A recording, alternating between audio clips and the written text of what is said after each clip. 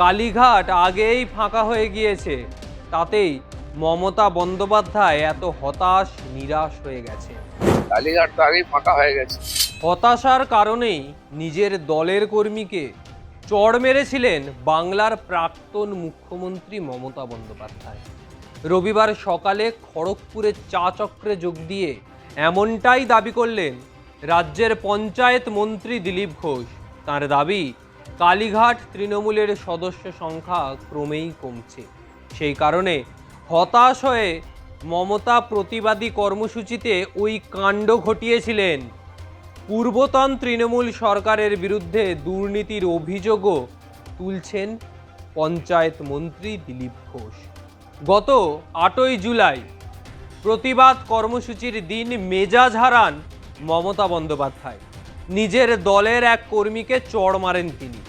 দিলীপ ঘোষ বলছেন, কালীঘাট তৃণমূল ছেড়ে ঋতব্রত বন্দ্যোপাধ্যায় শিবিরে ভিড় বাড়াচ্ছে, আর সেই কারণেই মমতা বন্দ্যোপাধ্যায় হতাশ হয়ে পড়েছেন এখন, সেই কারণে এসব করে ফেলেছেন। কালীঘাট আগেই ফাঁকা হয়ে গিয়েছে, তাতেই মমতা বন্দ্যোপাধ্যায় এত হতাশ নিরাশ হয়ে গেছেন।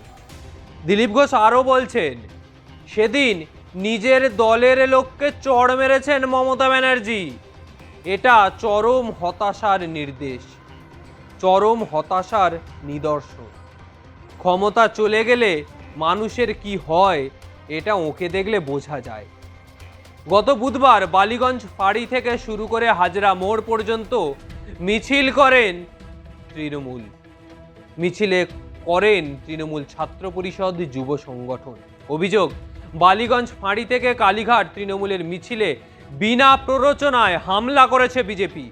সেই কর্মীদের কালীঘাটে নিজের বাসভবন থেকে হাসপাতালে পাঠানোর ব্যবস্থা করতে গিয়ে মেজাজ হারান রাজ্যের প্রাক্তন মুখ্যমন্ত্রী মমতা বন্দ্যোপাধ্যায়। সপাটে এক কর্মীর গালে চড় কষান তিনি। ভিড় সামলানোর সময় আরও কয়েকজনকে চড় মারেন বলে অভিযোগ, তবে বাকিরা খেয়েছেন পিঠে। দিলীপ ঘোষ আরও বলছেন, হতাশ হয়ে এসব করছেন মমতা। ঠিক দিলীপ ঘোষ কি বলছেন এই বিষয়ে রবিবাসরীয় সকালে কি বলেছিলেন, অত্যন্ত গুরুত্বপূর্ণ, একবার নজর রাখুন সেদিকে। কালীঘাট তো আগেই ফাঁকা হয়ে গেছে, আর তাতে মমতা ব্যানার্জি এত হতাশ হয়ে গেছেন, নিরাশ হয়ে গেছেন, সেদিন বারুইপুরে গেছিলেন, নিজের পার্টির লোককেই চড় মারছেন। এটা চরম হতাশার নিদর্শন। ক্ষমতা চলে গেলে মানুষ কি হয় এটা ওনাকে দেখতে পাবে। শনিবারই ঋতব্রত শিবিরে যোগ দিয়েছেন বীরভূমের তৃণমূল নেতা বা বীরভূমের দাবাং সেই নেতা অনুব্রত মণ্ডল। এ প্রসঙ্গেও দিলীপ ঘোষ বলছে, তৃণমূল কে কার সঙ্গে যাচ্ছে, আজ একদিকে কাল একদিকে, কোন শিবির বিধানসভায় বিরোধী দলের দায়িত্ব পালন করবে সেই নিয়ে রাজ্যের মন্ত্রী বলেন কোনটা শিবির ঠিকঠাক আর আমাদের চিন্তার বিষয় নয়। বিধানসভায় মাননীয় স্পিকার দেখেছেন, কোর্টে গিয়েছে আদালত দেখবে, তহবিল কে নেবে, কার্যালয় কে নেবে, সাংসদ বিধায়ক কোন গোষ্ঠীতে যাবেন, এটা ওদের ভিতরের বিষয়, এ নিয়ে আমাদের কিছু বলার নেই।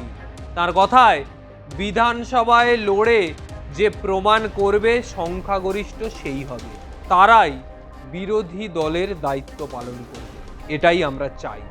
অর্থাৎ বাংলার রাজনীতির যে গতি প্রকৃতি, বাংলার রাজনীতি যে চোরা স্রোতে এতদিন চলেছে, তার অবসান ঘটিয়ে দিলেন দিলীপ ঘোষ। মমতা ব্যানার্জি কার্যত মেজাজ হারিয়ে ফেলছেন, ডিপ্রেশনে চলে যাচ্ছেন মমতা ব্যানার্জি। যে সময় এত জাঁক জমক ছিল তার আশেপাশে, উৎসবের মেজাজে তিনি মেতেছিলেন, আর আজ এমন সময় পাশে দাঁড়ানোর লোকটুকুনি পাচ্ছেন না। চন্দ্রিমা নেই, অরূপ নেই, ববি নেই, ঋতব্রত নেই, কে আছে? অভিষেক ব্যানার্জি শুধু, আর কেউই নেই।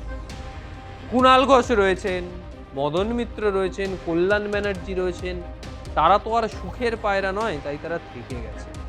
কিন্তু যারা সুখের পায়রা, ক্ষমতার লোভে আত্মহারা হয়ে পড়ছেন, তারা বিদ্রোহী শিবিরে পরিণত হয়েছে, বা বলা যায় বা তাদের দাবি অনুযায়ী অভিষেক বন্দ্যোপাধ্যায়ের বিরুদ্ধে এই কাজ। তা এতদিন কি করছিলেন ঋতব্রতদা? এতদিন তিনি বলতে পারেননি, এতদিন মুখে কুলু পেটেছিলেন।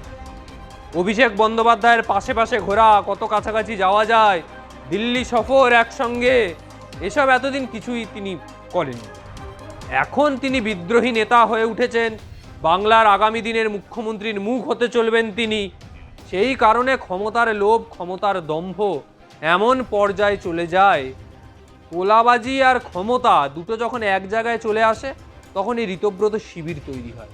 ববি হাকিম ক্লিন চিট লোক, ফিরহাদ হাকিমের কোনো দোষ নেই, জাভেদ খান কোনো দোষ নেই, অনুব্রত মণ্ডল ওনার মতো ভালো মানুষ তো হয়ই না, উনি কিচ্ছু করেননি। কারা করেছেন? কুণাল ঘোষ, শোভনদেব চ্যাটার্জি, কল্যাণ ব্যানার্জি, তারা করেছেন, যারা বিদ্রোহী শিবিরে যাননি। আচ্ছা, একজনের কথা বলুন তো যিনি আজ বিদ্রোহী শিবিরে রয়েছেন কিন্তু তার বিরুদ্ধে কোনো আইনি মামলা বর্তমান রাজ্য সরকার আসার পর হয়েছে? ফিরহাদ হাকিম হয়নি, অনুব্রত মণ্ডল হয়নি, ঋতব্রত হয়নি, চন্দ্রিমা ভট্টাচার্য হয়নি, অরূপ বিশ্বাস বিরোধী শিবিরে যাওয়ার পর মেসিকাণ্ড কোথায় গেল? আর তো মেসিকাণ্ড নিয়ে কিছু হচ্ছে না। যেই ঋতব্রত শিবিরে পা রাখলো, বা বলা যায় বিজেপির বি টিম ওটা, সেই শিবিরে যেই পাটা রেখে দিলে বকলমে, আগেই বলেছিলাম বিজেপি কানটা ঘুরিয়ে ধরে, সোজাভাবে ধরে না। আর ঠিক সেই ছবি এখন বাংলায় উঠে আসছে। আজকের মতো বিদায় নিচ্ছি। ভিডিওটা ভালো লাগলে অবশ্যই লাইক কমেন্ট করুন, চ্যানেলটি সাবস্ক্রাইব করুন, আপনার মতামত জানান। আগামী সময়ে আর কোন কোন বিষয়ে ভিডিও দেখতে চান অবশ্যই জানাবেন। নমস্কার।